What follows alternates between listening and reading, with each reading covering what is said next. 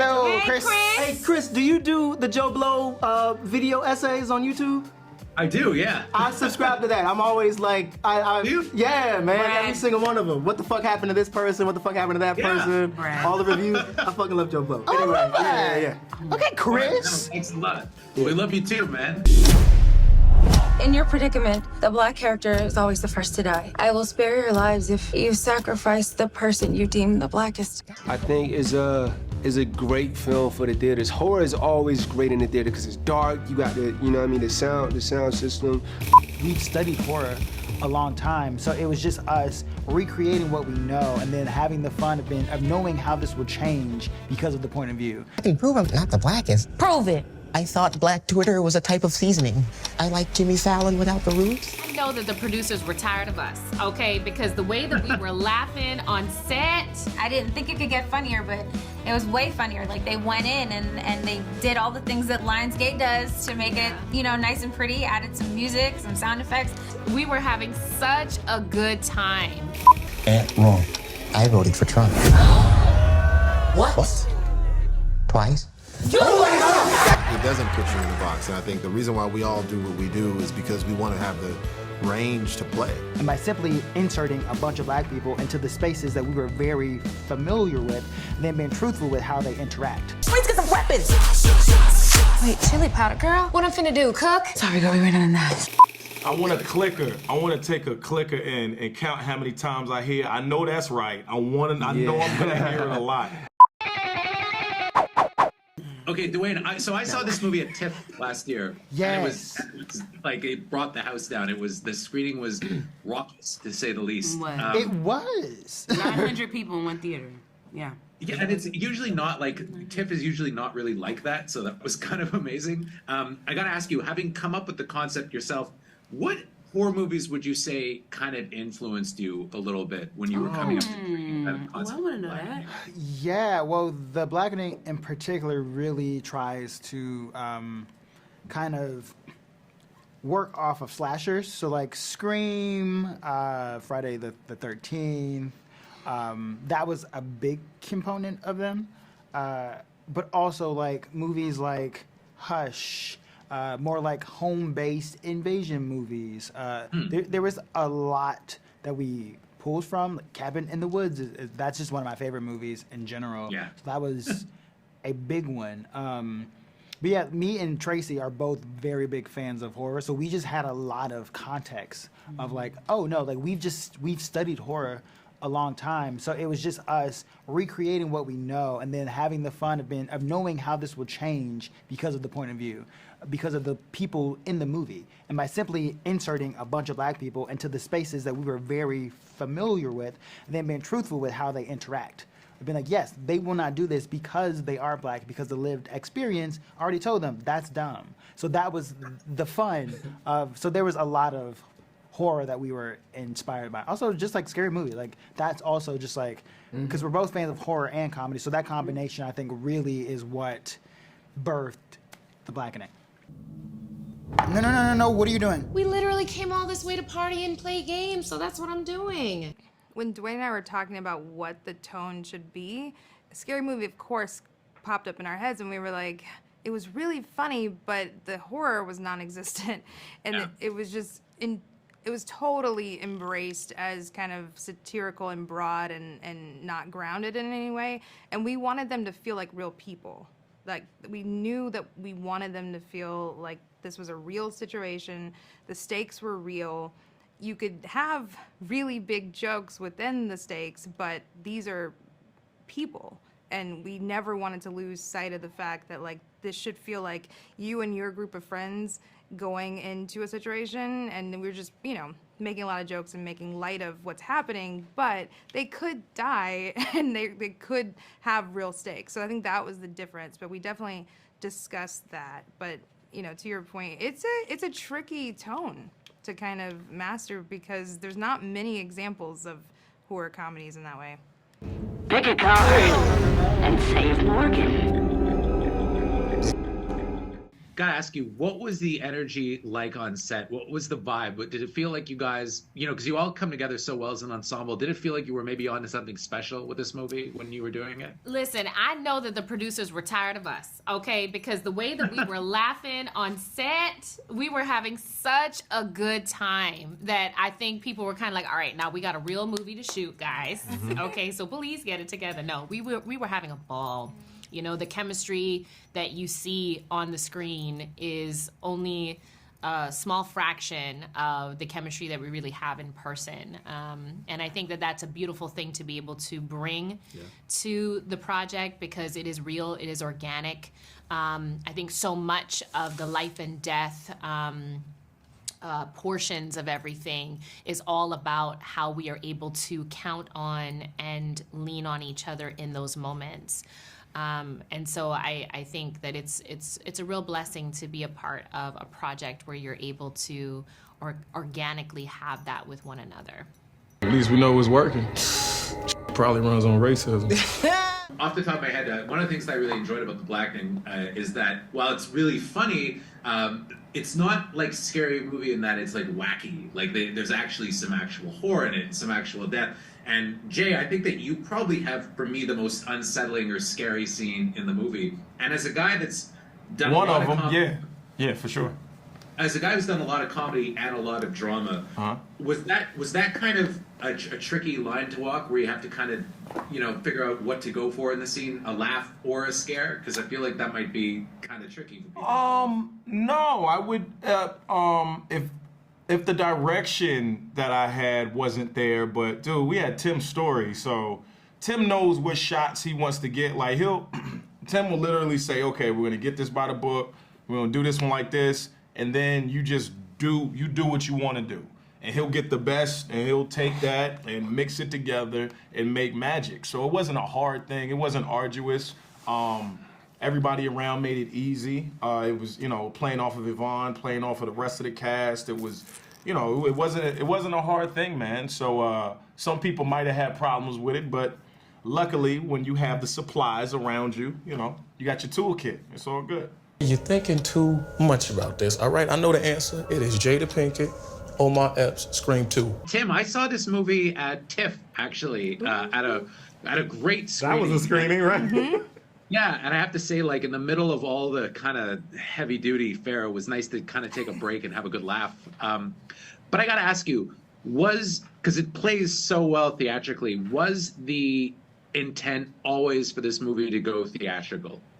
It was, and it's mainly to the one sitting next to me. She always knew it had to be kind of a communal experience. And I think, look, one of the things that I kind of feel great about in terms of my career is I've been a theatrical film director, and I kind of make movies for an audience, sitting together in a theater in a dark space, watching it on a screen, and not being disrupted too much. So I find that that's the way I make films, and I always believe that this movie would really play best in a theater. And so what you do is you try to make it for that. I think it's going to work in any format, but we're so excited that audiences are kind of being made to see this first with one another, because I think being next to others and being in front and back of others that are laughing, it plays best that way, and we're excited that that's what's happening with this movie. Okay, I see why you didn't want to go first. Well, to piggyback off of what Dewayne was saying, when I first read the script, it reminded me of Funny Games. And oh, yeah. Yeah, I love Funny Games. And in 2008, there was this home invasion movie I watched that I couldn't stop watching, an Adam Wingard movie called You're Next. Yes. Oh, yeah. That was also a very big inspiration. The movie's fucking amazing. I love that movie. And I love twists in those home invasions. There's always a twist in them.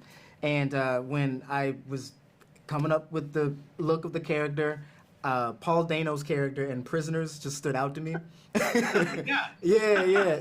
So, okay, yeah. I actually wanted him to have like a long ponytail, like a really gross black dude ponytail, like Jackie Brown and stuff. But they said no. They said pull it back. No, pull it back a bit. But no, I just wanted him to feel like he was, trying really hard to be friends with these groups of people, but didn't know how to. Like he bought the best clothes that were bland, you know what I mean? He bought the best versions of those clothes, you know what I mean? He's still trying his hardest, but doesn't know how to be cool. So all that kind of had to, you know, from head to toe was important to the creation of it. So that's really cool. Tracy said that. That's awesome. Yeah.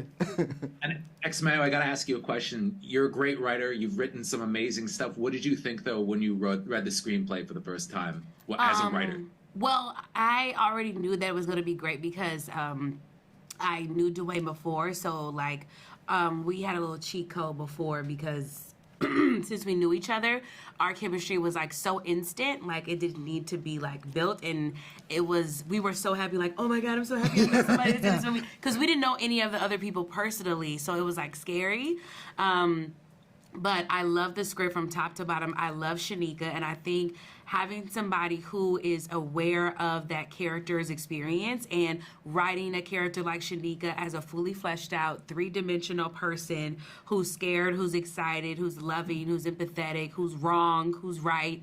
I think that the characters like that come from my neighborhood that are notoriously, you know, black and brown girls from South Central, from Compton, from the South Side of Chicago, they're very binary characters. So I knew that Shanika would be somebody that I would die to play and love to play, and I know that would represent my community right. So I just knew that off rip, and then I read it, and I was like, I'm right. Checks out. Checks out. That's a pretty good answer. I'm so, where's me? Look, we're gonna lower our hands. Well, that actually leads into my question for Antoinette, actually, because one of the things that I really liked about it was that while it was funny, there were more stakes in this movie than there would be in something like Scary Movie, where it was like it was funny, but it wasn't like wacky. You care about the characters. You don't want them to die. When things are happening, you kind of get worried for them. For you, what was the most intense part of the filming? Was there any like particular scary moment that really stood out to you while you were doing this? To be perfectly honest, Blood and I are not friends. And so if you've seen the movie, there are particular instances where like I had to deal with Blood firsthand, and it was something that like was a little bit of a source of anxiety for me, because I have such an impressionable mind, and so there's a little part of me that kind of goes a little too far to get what we need to get for the take, but then I'm like, hey, we got to pull that back or it's really gonna mess with me. But I just love that the emphasis was placed on the balance between the horror structure and the comedy, and that they leaned into the gravity of the moment and the relationships that we had so that the comedy could fly the way that it did. Well, and also, Sinqua, I was going to ask you a question too, because I'm used to seeing you as kind of in more dramatic roles. I've seen you in like Nanny, which I thought was amazing. Yeah. I've seen you as Don Cornelius, which is really cool. Yeah.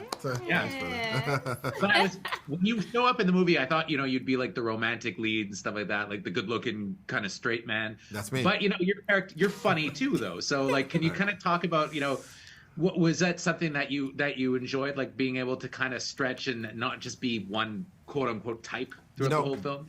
I'm grateful that you said that, man, because that was the exciting part. That was another reason to say yes, because of the opportunity to play and to show range. And I think all the actors that I grew up loving play in so many different sandboxes and have so many different genres of films that they are performing in and storytellers in. And I think to work with actors that are also so talented improvisationally and comedically, you're going to learn, and it doesn't put you in a box. And I think the reason why we all do what we do is because we want to have the range to play, right? We want to play different types of characters every time. So every time I see something, it's like, oh, it's not what I did before.